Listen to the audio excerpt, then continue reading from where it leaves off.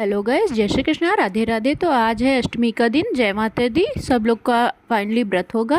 वैसे कुछ कुछ लोग रखते हैं ये फास्ट, कुछ कुछ लोग नहीं रखते हैं। कुछ लोग 9 दिन का व्रत रखते हैं, कुछ लोग शुरुआत के और लास्ट अष्टमी के दिन का व्रत रखते हैं। फिलहाल हमारा भी अष्टमी का ही व्रत है, हमने 9 दिन का व्रत नहीं रखा था।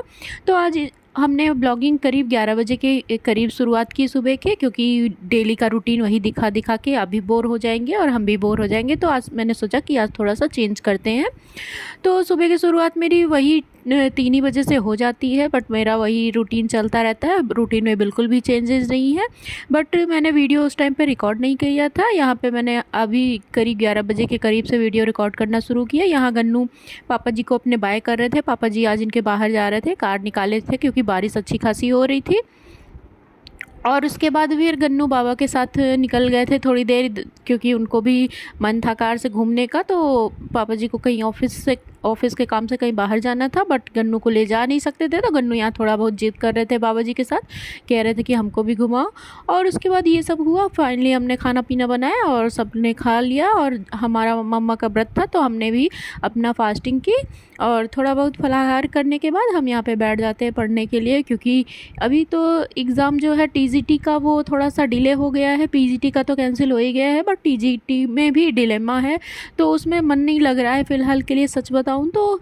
क्योंकि जब तक आपका टारगेट दिखता नहीं तब तक आपका एक रिदम बना नहीं रहता है। अभी टीजीटी में थोड़ा सा रिदम ढीला हो गया है, बट अभी जो है एलटी की भी वैकेंसी आ रखी है, उसका भी एग्ज़ाम दिसंबर में या स्टार्टिंग जनवरी में हो जाएगा।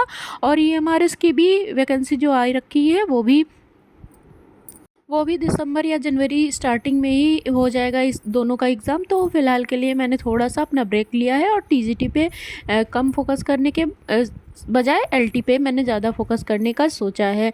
तो वैसे टीजीटी का मेरा लगभग कोर्स कंप्लीट ही हो गया है। उसको बेसिकली उनमें रिवीजन ही करना है। और फिलहाल के लिए टीजीटी और एलटी में जो सिलेबस मैच कर रहे हैं हम वहीं पे थोड़ा सा देख रहे थे। और हम थोड़ा सा नोट डाउन भी कर रहे थे कि क्या दोनों पेपरों में मैच है। जो जो सब्जेक्ट मैच हो रहा था वो हम नोट डाउन कर ले रहे थे। हम पढ़ते रहें और गन्नू ना आए, ये ऐसा पॉसिबल हो ही नहीं सकता है। ये आते ही तुरंत मेरे बेड पे चढ़ जाते हैं और तुरंत ही मेरी बुक फेंकने लगते हैं। ये तुरंत मेरी बुक बंद करने के बाद और ये रैक में मैंने पेन रखी होती है उसमें हाथ डाल के ये निकालना शुरू कर देते हैं। इनका यही काम होता है। तो फिर अभी थोड़ी सी मेरा बुक भी फेंक दिए थे और थोड़ी देर ये मस्ती करते रहे, मेरे साथ खेलते रहे। इनकी हरकतें तो चरम सीमा पे जा रही हैं। इन्होंने क्या किया कि पेन का मेरा कैप लिया और कूलर में डायरेक्ट डालने लगे। बहुत बड़ा होल नहीं था पर उसमें ही ज़बरदस्ती ये घुसा घुसा के डाल दिए थे।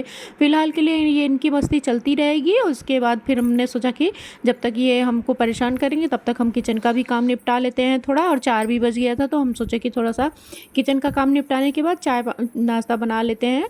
और यहाँ पे फिर हमने क्या किया कि किचन साफ़ कर लिया, जब तक गन्नू परेशान नहीं कर रहे थे, क्योंकि ये जब आ जाते हैं तो पढ़ने बिल्कुल भी नहीं देते हैं। तो टाइम वेस्ट करने से अच्छा है कि चाय वाय ही बना लेते हैं हम। तो हमने यहाँ पे मूंगफली और मखाने फ्राई किए थे। और इनको तो देखो ये नींबू लेके वॉशिंग मशीन में ही पीटना शुरू कर दिए थे। आजकल ये नींबू से ही खेलने लगे हैं। और यहाँ पे हमारा चाय भी बन गया था और चाय मखाना और मूंगफली लेने के बाद हम गए पापा जी को और मम्मा को दिए।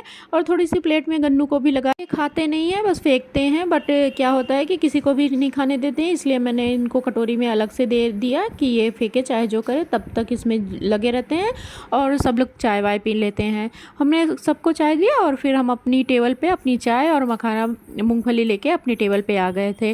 और फिर उसके बाद हमने चाय वाय पी और थोड़ा सा फिर से हमने अपनी पढ़ाई स्टार्ट कर दी।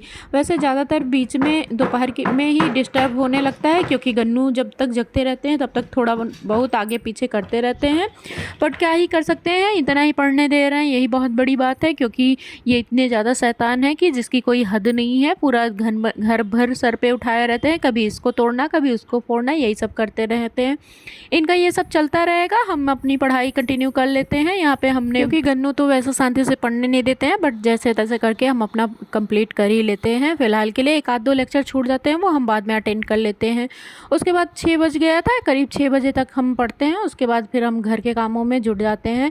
यहाँ पे हम झाड़ू वाड़ू लगा देते हैं शाम के टाइम और पूजा पाठ करनी रहती है। फिर हम नहा धो के आ जाते हैं मंदिर में अपना पूजा पाठ करने के लिए। यहाँ हमने दिया बत्ती की, उसके बाद हमारी कजरी बहुत अच्छे से तो नहीं आई है, पता नहीं क्यों, मिट्टी ख़राब थी या जो भी रीज़न था, बट जैसे तैसे थोड़ी थोड़ी आ गई हैं शुभ करने के लिए।